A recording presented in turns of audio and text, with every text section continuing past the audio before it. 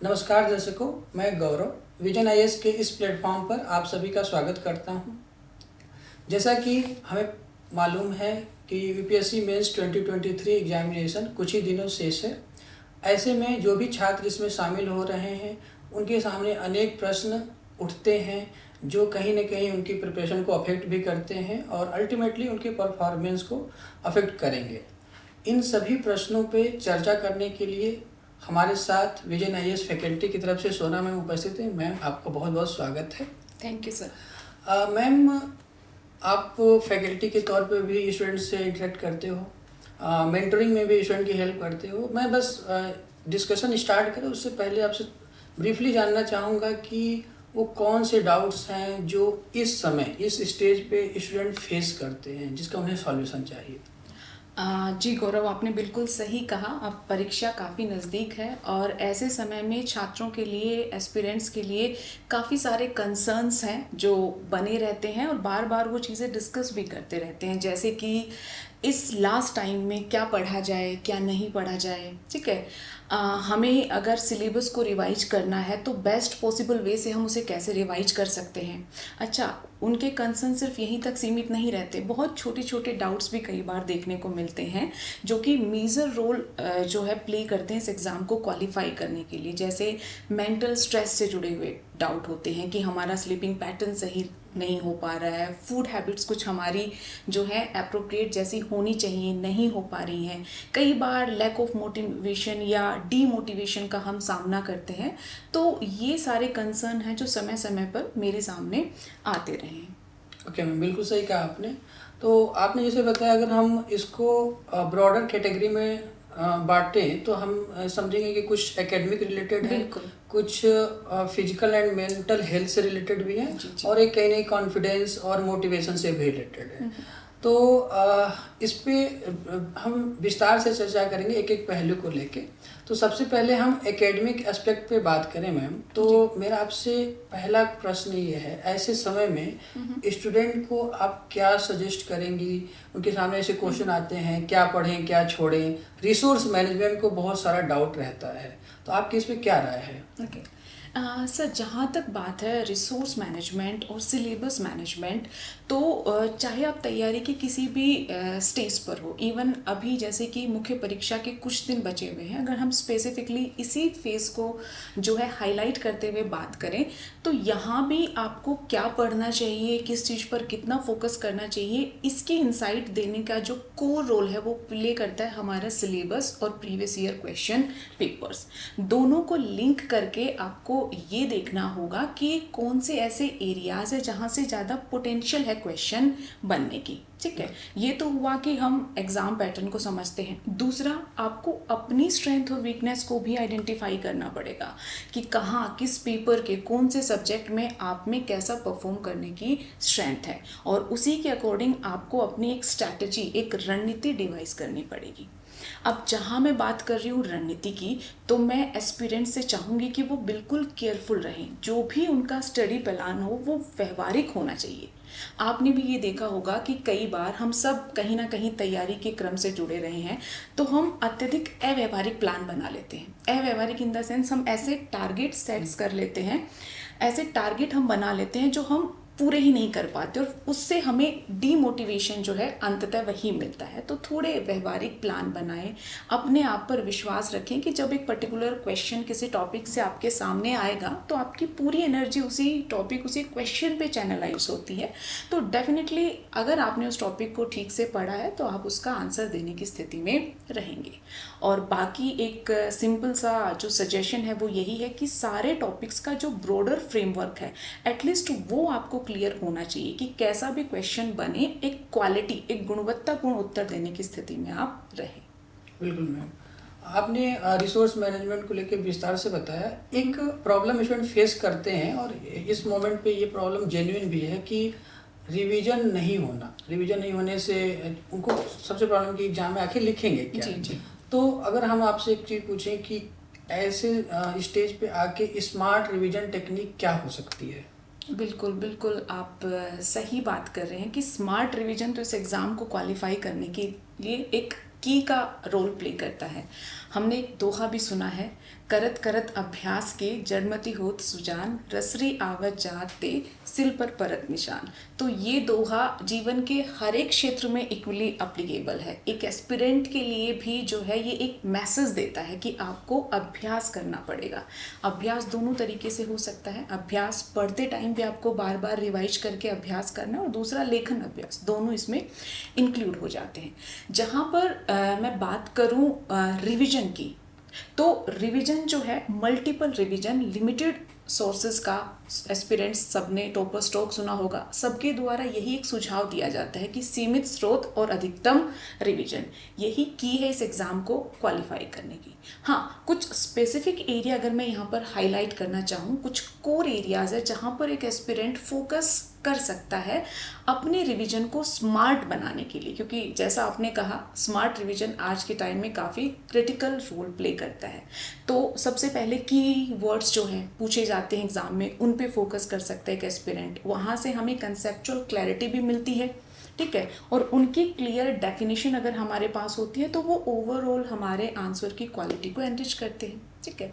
अब इन की टर्म्स के बाद है डायमेंशन यानी आयाम। उस टॉपिक से या जो एक पर्टिकुलर क्वेश्चन आपसे पूछा गया है उससे जुड़े हुए डायमेंशन क्या है वो भी आपको अच्छे से क्लियर होना चाहिए। वो एग्जामिनर तक आपकी होलिस्टिक अप्रोच है टॉपिक को लेकर, इस चीज़ को काफ़ी अच्छे से क्लियर कर देता है।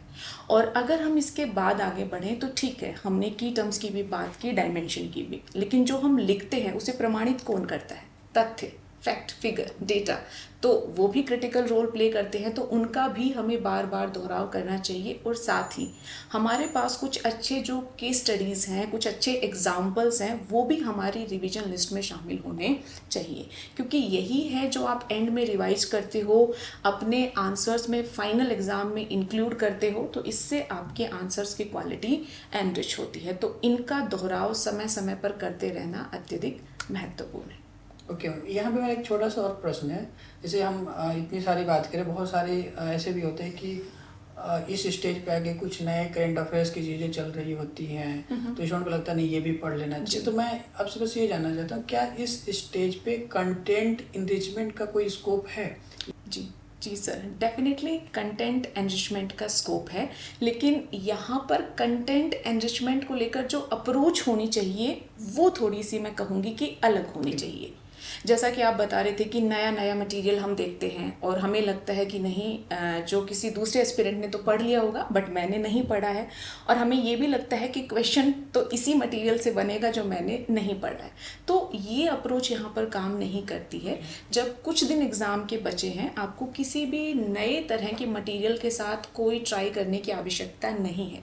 यहाँ पर कंटेंट एनरिच का मतलब है जो अभी तक आपने पढ़ा है उसे आप कैसे क्वालिटी वाइज मैनेज कर सकते हैं। जैसे आप मंथन कर सकते हैं। मंथन का अर्थ यहाँ पर क्या है?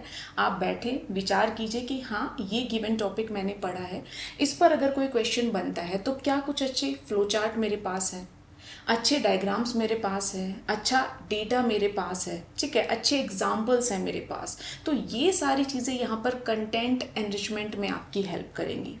अगर मैं यहाँ पर एथिक्स और ऐसे स्पेसिफिक बात करूँ तो एथिक्स ऐसे में हम सभी जानते हैं, कोटेशन हो गए, मुहावरे हो गए, लोकोक्तियाँ हो गई, ये सारी चीज़ें हैं जो क्वालिटी एनरिच करने में महत्वपूर्ण भूमिका निभाती हैं। तो ये चीज़ें हैं जो आपको कम समय बचता है तो एक्चुअल में कंटेंट एनरिचमेंट में हेल्प करेगी। कोई नया कंटेंट ट्राई करने की अभी आवश्यकता नहीं है। तो इसी के साथ जो है स्ट्रैटेजी है उसके साथ आपको आगे बढ़ना है। Okay, thank you ma'am. Ma'am, आपने रिसोर्स मैनेजमेंट को लेकर काफ़ी विस्तार में चर्चा किया। अब यहाँ मेरा प्रश्न एक है कि जैसे पूरा मेंस एग्जाम आंसर राइटिंग का ही खेल है जी, तो इस स्टेज पे आके स्टूडेंट को आंसर राइटिंग प्रैक्टिस करनी चाहिए? अगर करनी चाहिए तो कितनी? ओके सर, इसको लेकर मेरा सुझाव है कि जैसे कि एग्ज़ाम के कुछ ही दिन शेष बचे हैं, तो कई बार एस्पिरेंट को लगता है कि अब हमें आंसर लिखना छोड़ देना चाहिए, हम काफ़ी सारे टेस्ट लिख चुके हैं। तो मैं कहना चाहूँगी कि आपको ऐसा नहीं करना है। लास्ट टाइम में भी आपको जो है टेस्ट अटेम्प्ट करते रहना है, ताकि आपका जो लेखन अभ्यास का जो मोमेंटम है वो मेंटेन रहे। ठीक है, ये मोस्ट इम्पॉर्टेंट है। हाँ, हो सकता है आप हर एक पेपर का पूरा कॉम्प्रिहेंसिव टेस्ट ना लिख पाए, तो कुछ छोटे टेस्ट या कुछ क्वेश्चंस के साथ लास्ट कुछ दिनों में भी आप इस प्रैक्टिस को कंटिन्यू कर सकते हैं। साथ ही जैसे ऐसे की अगर मैं स्पेसिफिकली यहाँ बात करूँ, तो हर दिन डिटेल में पूरा एक ऐसे पेपर सॉल्व कर पाना लास्ट टाइम में एस्पिरेंट्स के लिए संभव नहीं हो पाता है। तो उसमें आप क्या कर सकते हो कि एटलीस्ट कुछ टॉपिक को अटेम्प्ट कीजिए, और कुछ टॉपिक के साथ आप उनकी स्ट्रक्चरिंग और ब्रेन स्टॉर्मिंग जो एस्पेक्ट है उस पर काम कीजिए, ताकि एग्जाम के साथ आपका जो सिंक है वो बना रहे। जहाँ तक बात है जो प्रीवियसली आपने टेस्ट दिए, क्योंकि वो भी इम्पोर्टेंट रोल प्ले करते हैं। आपने इतना कुछ लिखा है, वहाँ से आपको कंटेंट मिला, फीडबैक मिला, अगर वो लास्ट टाइम में आप अपने आंसर्स में इनकलकेट नहीं कर पाएंगे तो वो आपके लिए उतना बेनिफिशियल नहीं रह पाता। तो उन टेस्ट के साथ भी आप प्रॉपर अपना एक प्लान बना सकते हो कि उनको आप रिवाइज करोगे, वहाँ से जो की आइडिया, की टर्म्स, की फैक्ट्स हैं उनको आप ताकि फाइनल एग्जाम तक कैरी कर पाओ। साथ ही कई बार हमें थोड़ा सा अपना कॉन्फिडेंस भी लो फील होता है, हम उतना अच्छे से लगता है कि चीज़ों को रिकॉल नहीं कर पा रहे हैं। तो यहाँ पर पेन पेपर लेकर जो वहाँ से इम्पोर्टेंट इंसाइट है, कंटेंट है, उसको आप नोट डाउन भी कर सकते हैं, ताकि आप थोड़ा मोटिवेटेड फील करें और साथ ही आपका जो है लेखन अभ्यास भी चलता रहे। तो यहाँ पर सिर्फ नया क्या लिखना है वही जरूरी नहीं, जो अभी तक आप लेखन अभ्यास कर चुके हैं उसके जो आपको बेनिफिट मिले वो फाइनल एग्जाम तक आप कैरी करें, ये भी इक्वली इम्पोर्टेंट हो जाता है। तो मैं चाहूंगी कि हमारे जो एस्पिरेंट्स हैं वो दोनों एस्पेक्ट्स पर काम करें। Okay ma'am, thank you. अभी तक जितनी में हमने चर्चा करी उसी से जुड़ा एक प्रश्न है, क्योंकि हम सिलेबस मैनेजमेंट पे बात कर रहे हैं, रिसोर्स मैनेजमेंट है, आंसर राइटिंग, कंटेंट मैनेजमेंट, तो इन सब में एक फैक्टर है वो टाइम का, क्योंकि पेपर पास में है, स्टूडेंट को बहुत सारी चीज़ें पढ़नी है, रिवाइज करनी है, आंसर राइटिंग भी जैसे आपने बोला। तो टाइम मैनेजमेंट को लेकर आपको क्या राय है स्टूडेंट को लेकर? टाइम मैनेजमेंट को लेकर जैसा कि अभी हम बात कर रहे थे कि आपका एक जो है व्यवहारिक स्टडी प्लान होना चाहिए, ये भी टाइम मैनेजमेंट का हिस्सा है, जिसे हम ऑलरेडी डिस्कस कर चुके हैं। स्मार्ट स्ट्रेटजी, यानी जब आप रिवाइज भी करें तो किन चीज़ों पर फोकस करें, इस बारे में भी हम बात कर चुके हैं। साथ ही टाइम मैनेजमेंट का एक और इम्पॉर्टेंट एस्पेक्ट है, वो है अपने आप को किसी भी भटकाव से बचाना। तो मैं उम्मीद करूंगी कि इस एस्पेक्ट पर भी एस्पिरेंट्स अच्छे से काम करेंगे। साथ ही टाइम मैनेजमेंट की और डिटेल में हम बात करें तो अभी तक तो हमने देखा ओवरऑल हमें अपना समय अच्छे से जो है मैनेज करना चाहिए। अच्छा, अब अगला एक जो पोटेंशियल कंसर्न एस्पिरेंट्स का रहता है कि हम ओवरऑल टाइम तो मैनेज कर ले रहे हैं, लेकिन डिफरेंट सब्जेक्ट्स के बीच, डिफरेंट पेपर्स के बीच अपने टाइम को हम कैसे डिवाइड करें। लाइक एक तरफ हमारे पास जीएस के 4 पेपर हैं, फिर हमारे पास ऐसे भी है, ऑप्शनल भी रहता है, और प्लस लैंग्वेज पेपर जिन्हें तो हम सामान्यतः भूल ही जाते हैं। तो इन सारी चीज़ों के बीच हम कैसे अपना एक बैलेंस स्ट्राइक करके आगे बढ़े। तो देखिए, जिस पेपर की एग्जाम में जैसी भूमिका है आपकी, जिस पेपर में जैसी तैयारी है, उसी के हिसाब से आप अपने लास्ट टाइम की रिवीजन की रणनीति को जो है तैयार कर सकते हैं। एक चीज मैं यहाँ पर स्पेसिफिकली कहना चाहूंगी कि एस्पिरेंट सामान्यतः जो लैंग्वेज पेपर है उन पर उतना फोकस नहीं कर पाते हैं, तो उस फ्रंट पर भी जो है थोड़ा सा काम किए जाने की आवश्यकता अनुभव होती है। मैम, आपने लैंग्वेज पेपर पे बात करी, इसको और डिटेल में थोड़ा मैं चाहूँगा कि आप इस पर चर्चा करो। इसमें क्या होता है कि स्टूडेंट जनरली इसे नेग्लेक्ट करते हैं क्वालिफाइंग नेचर होने की वजह से, बट आप भी ये जानते हैं कि जब तक इसमें हम पास ना हो दूसरी जीएस की कॉपी हमारी चेक ही नहीं हो सकती। तो इस स्टेज पे आपका क्या राय है, स्टूडेंट के लिए सुझाव है कि लैंग्वेज पेपर को कैसे मैनेज करें? जैसे बिल्कुल सही कहा आपने कि चूंकि ये सिर्फ क्वालिफाइंग होता है, इसलिए एस्पिरेंट सामान्यतः जितना फोकस लैंग्वेज पेपर्स पे करना चाहिए उतना नहीं कर पाते। ये सामान्य एक पैटर्न है जो देखा गया है। इसको लेकर चूंकि अभी एग्जाम के कुछ ही दिन बचे हैं, तो सुझाव ये है कि आपको ना ही तो ओवर कॉन्फिडेंट होना है और ना ही अंडर कॉन्फिडेंट होना है। एक थिन लाइन बैलेंस आपको मेंटेन करना है। अब ये बैलेंस मेंटेन करते हुए लास्ट टाइम आप अपने आप को एटलीस्ट एक रियलिटी चेक दे सकते हैं। अब ये रियलिटी चेक क्या हो सकता है कि आप जो है एटलीस्ट एक प्रीवियस ईयर क्वेश्चन पेपर के साथ थोड़ा सा देखिए कि आप इन लैंग्वेज पेपर में कितने सहज हैं, कितने कंफर्टेबल हैं। अगर आपको लगता है कि नहीं, गिवन टाइम में आप इजीली इस पेपर को सॉल्व कर पा रहे हैं तो ठीक है। अगर आपको लगता है कि नहीं, कुछ कंसर्न्स हैं, कुछ चिंताएं हैं, तब आप क्या कर सकते हैं? सिंपल तरीका यही है कि जो एरिया आपको लगे कि पेपर में जहां पर आप कंफर्टेबल हैं उनको पिक कर सकते हैं और थोड़ा सा उन पर आप अपनी पढ़ाई कर सकते हैं। और ये मेरा message specifically Hindi medium students के लिए है, क्योंकि बार बार ये देखा गया है कि हिंदी मीडियम जो स्टूडेंट्स हैं उनको इंग्लिश लैंग्वेज पेपर में काफ़ी डिफिकल्टी आती है। तो एटलीस्ट आप इतना मैनेज करें उस पेपर को लेकर भी कि आप क्वालिफाई हो जाएं। तो इतना आपको अपने आप को पहले से प्रिपेयर करना पड़ेगा ताकि लास्ट टाइम किसी भी कंफ्यूजन को आप अवॉइड कर पाएं। Okay ma'am, thank you. अब अभी हम एकेडमिक लेवल पे बात कर रहे थे, डिफरेंट एस्पेक्ट को हमने टच किया। अब हम अपने दूसरे एस्पेक्ट पे जाते हैं जो कि कहीं ना कहीं हेल्थ मैनेजमेंट को लेकर है, चाहे वो फिजिकल हेल्थ हो या मेंटल हेल्थ हो। जैसे जैसे एग्ज़ाम करीब आता है, स्टूडेंट टेंशन में रहते हैं, स्ट्रेस होता है, बहुत सारी चीज़ें चेंजेज होने लगती हैं कि कुछ डाइट प्लान चेंज कर लें, तो कभी कुछ स्लीप साइकिल को लेके। इसी से जुड़ा मेरा पहला क्वेश्चन आपसे है कि इस स्टेज पे आके जब कुछ दिन शेष है या ड्यूरिंग द एग्ज़ाम, क्योंकि ये 5 दिनों का एग्ज़ाम है, हम एक दिन में ऐसे नहीं कि देकर फ्री हो सकते हैं, तो स्लीप साइकिल का कितना इम्पोर्टेंस है, ये स्टूडेंट को कितना सीरियसली लेना चाहिए, स्टूडेंट के परफॉर्मेंस को किस तरह से ये अफेक्ट करता है?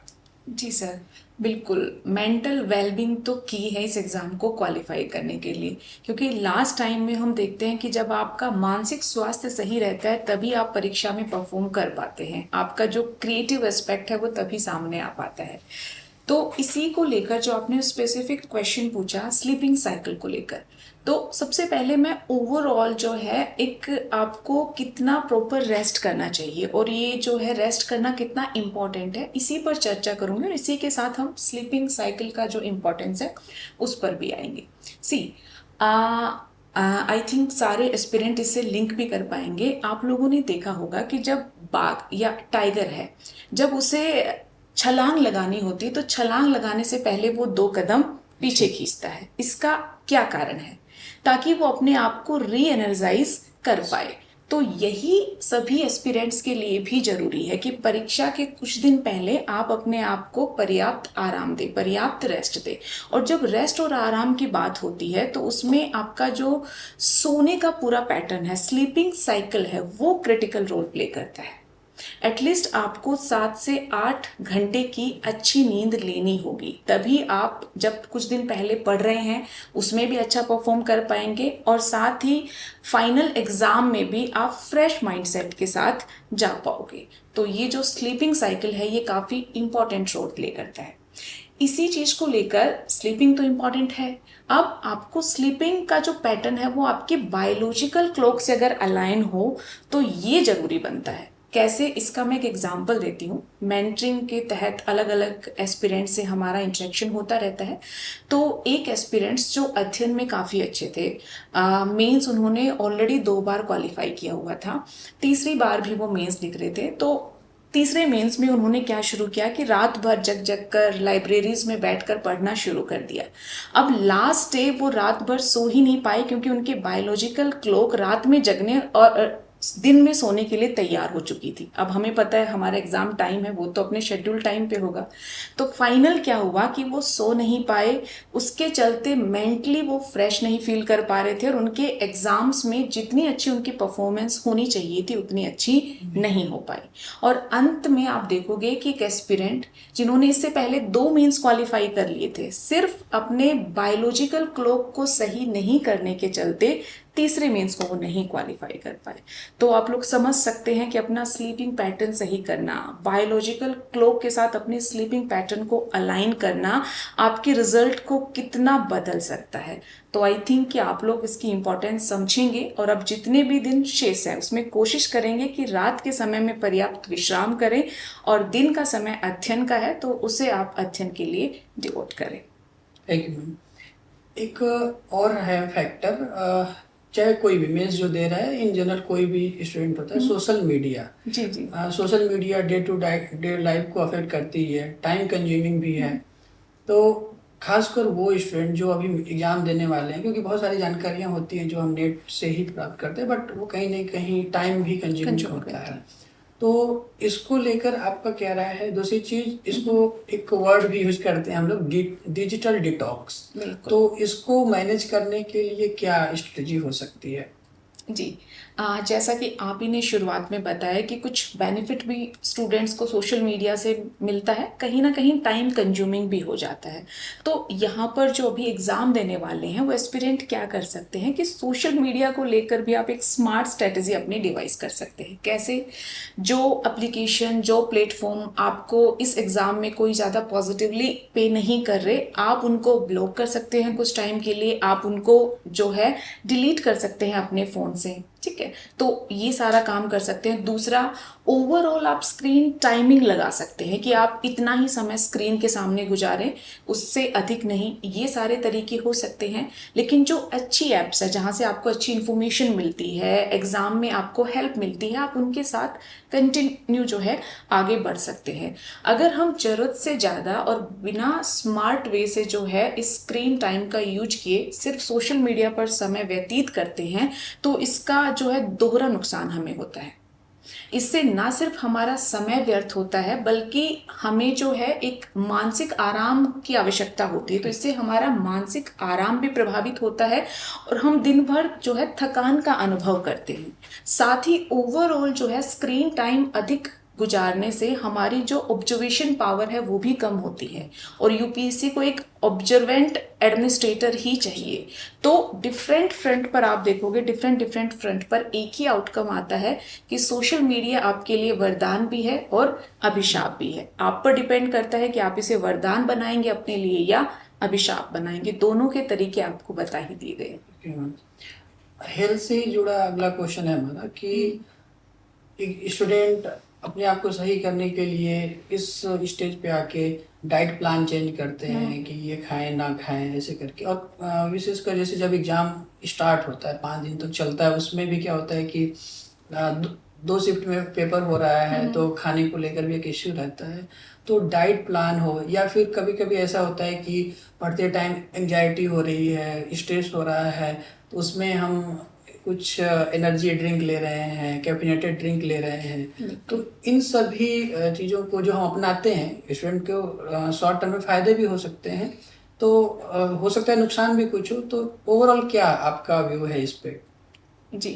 जी सर, ये आपने एक बहुत अच्छा डायमेंशन उठाया, क्योंकि ये छोटी छोटी बातें हैं लेकिन एग्ज़ाम में ये काफ़ी इम्पॉर्टेंट रोल प्ले करती हैं। जैसे कि जो मेरी भी ऑब्जर्वेशन कहती है कि लास्ट टाइम में हम काफ़ी लंबा पढ़ रहे हैं बैठकर, ठीक है, फ्रेंड्स के साथ हम बाहर निकलते हैं, जंक फूड इत्यादि का सेवन, ये सब जो है हमारी हैबिट का पार्ट बन जाता है। तो ये सारी चीज़ें एस्पिरेंट्स में देखने को मिली हैं। ध्यान ये रहे कि लास्ट टाइम में आपकी जो डाइट है वो हेल्दी होनी चाहिए। हेल्दी मीन्स कि उसमें जो प्रॉपर आपको जो है प्रोटीन, विटामिन्स होने चाहिए, वो सफिशिएंट मात्रा में होने चाहिए। बहुत ज़्यादा फैटी, ऑयली तरह की जो डाइट है उसे आपको अवॉइड करना चाहिए। ठीक है, इसी के साथ आपने एक और जो है इम्पॉर्टेंट एस्पेक्ट को हाईलाइट किया था, वो है एनर्जी ड्रिंक या कैफिनेटेड ड्रिंक के नाम से भी जिन्हें हम जानते हैं। कई एस्पिरेंट्स जो है इस तरह की ड्रिंक्स को कंज्यूम करते हैं। क्यों करते हैं? सिंपल सा रीजन है कि करके हम बहुत ज़्यादा ऊर्जावान महसूस करते हैं। कुछ समय के लिए पढ़ने को लेकर या फिर लिखने को लेकर जो हमारी क्षमताएं हैं वो बेहतर हो जाती हैं। लेकिन लॉन्ग टर्म में आप देखोगे कि ये जो कैफिनेटेड ड्रिंक्स है या एनर्जी ड्रिंक्स है, ये आपकी परफॉर्मेंस को नकारात्मक ढंग से प्रभावित करती हैं। कैसे? आपने कैफिनेटेड एनर्जी ड्रिंक ली, आप जो है समय पर सो नहीं पाएंगे। सबसे पहला प्रभाव यहीं से शुरू होता है। ठीक है, कुछ समय के लिए आपने अति ऊर्जावान महसूस कर लिया, लेकिन जब वो प्रभाव खत्म होगा तब आप देखोगे कि आप में थकान अत्यधिक होगी। और जिस तरह के एंग्जाइटी इश्यूज को डील करने के लिए ये ड्रिंक्स हम इस्तेमाल में लाते हैं, देखा क्या गया है कि शॉर्ट टर्म सॉल्यूशन ये देती हैं, क्विक फिक्स हमें देती हैं, लेकिन लॉन्ग टर्म में यही ड्रिंक आपको जो है एंग्जाइटी इश्यूज देती हैं।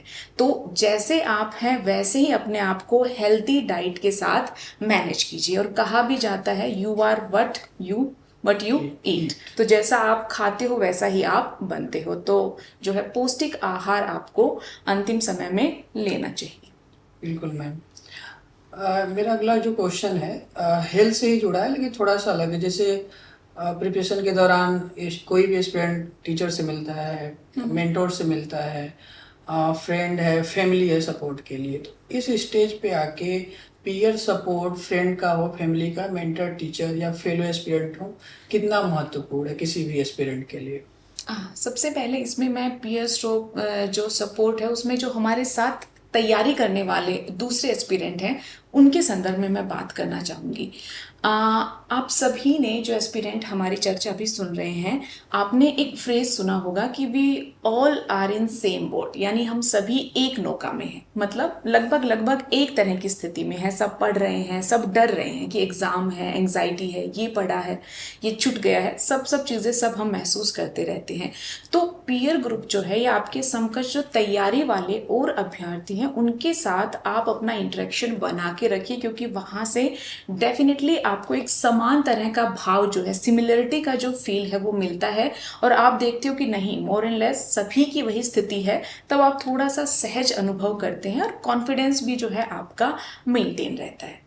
इसके अलावा जो आपका मेंटर है वो तो पूरी तैयारी में आपके साथ जुड़े हैं, वो आपकी क्या कमियां हैं, ठीक है, क्या आपकी स्ट्रेंथ है, सबसे भली भांति परिचित है। तो कोई भी आपका मुद्दा है, लास्ट टाइम रिवीजन को लेकर है, चाहे फिर मानसिक तनाव को लेकर है, कुछ भी है, आप अपने मेंटर से जरूर डिस्कस कीजिए। उनका अपना एक्सपीरियंस भी रहा है, वो आपको उसका एक प्रॉपर सॉल्यूशन जरूर देंगे।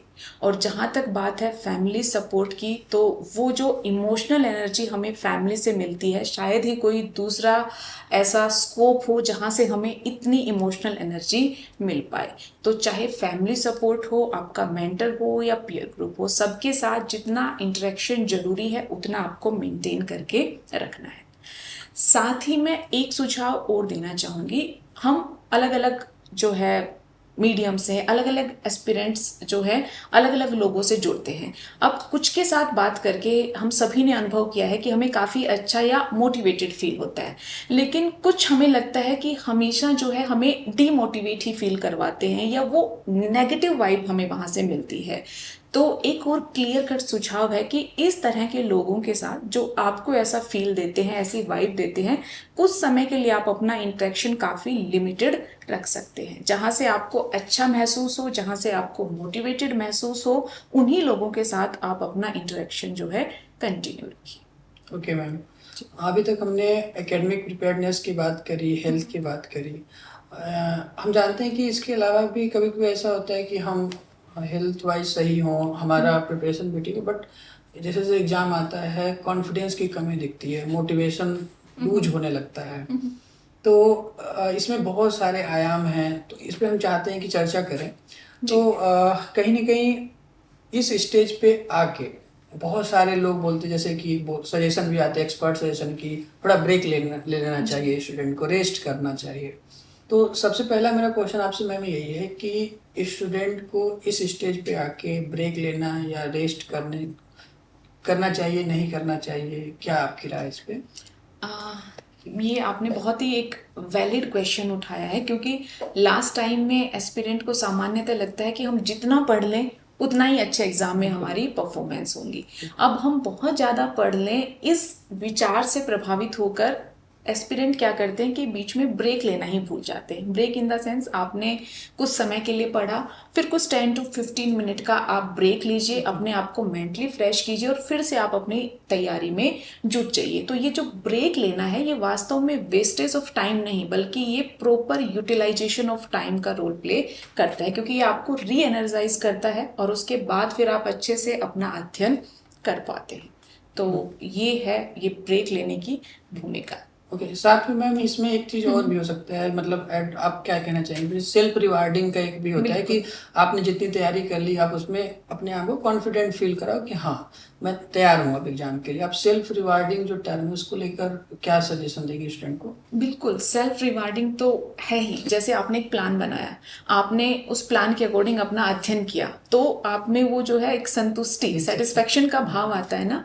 अगर उसके साथ आप खुद को कुछ रिवॉर्ड करते हैं, लाइक रिवॉर्ड कुछ भी हो सकता है, डिपेंड करता है एस्पिरेंट टू एस्पिरेंट पर। आपने अपना टारगेट 4 घंटे में पूरा किया, 2 घंटे में पूरा किया, आप अपने आप को कुछ 15 to 20 मिनट देते हैं रेस्ट के लिए, वो एक रिवॉर्ड है, ठीक है। आप कोई अच्छा पौष्टिक आहार से अपने आप को ट्रीट करना चाहते हैं, वो एक रिवॉर्ड है। आपकी कोई हॉबी है, आप अपना टारगेट पूरा करके उस हॉबी के लिए कुछ टाइम अपना डिवोट करना चाहते हैं ताकि आप रिफ्रेश फील कर पाएं, तो वो आपका रिवॉर्ड है। तो यहाँ पर कुछ भी आपके लिए रिवॉर्ड का काम कर सकता है, बट हाँ ये छोटी छोटी चीज़ें हैं जो हमारी प्रिपरेशन को जो है बोर्डम भरी और बोझिल बनाने की बजाय उसे जो है एक उत्साह या जोश का भाव देती हैं, और हम निरंतर उसके साथ फिर आगे बढ़ते रहते हैं। तो ये आपने काफ़ी एक इम्पॉर्टेंट एस्पेक्ट को हाईलाइट किया।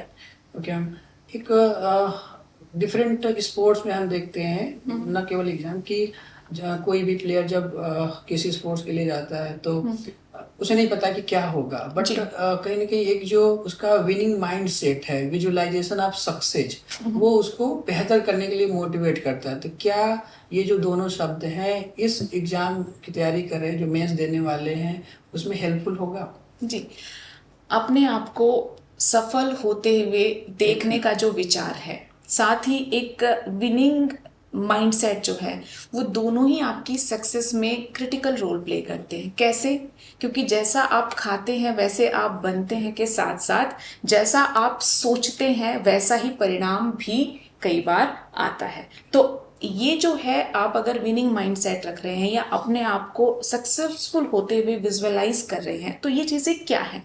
ये आपके पॉजिटिव माइंडसेट को दिखाती हैं, आशावादिता को दिखाती हैं। और जितना आप पॉजिटिव माइंडसेट के साथ आगे बढ़ते हैं, देखा गया है कि जो आउटकम है वो भी फिर पॉजिटिव ही होने लगते हैं। हम बहुत सारे ग्रेट पर्सनालिटीज़ जो है या जिन्होंने इंडिविजुअल अपने लाइफ में काफ़ी सक्सेस प्राप्त की, उनका उदाहरण यहाँ पर देख सकते हैं। इवन इंडिविजुअल छोड़िए, अगर आप किसी सोशल मूवमेंट की भी बात करें, तो क्या उसको शुरू करने से पहले जिसने भी जिस मूवमेंट को शुरू किया, उनको आइडिया था कि वो सक्सेसफुल होंगे?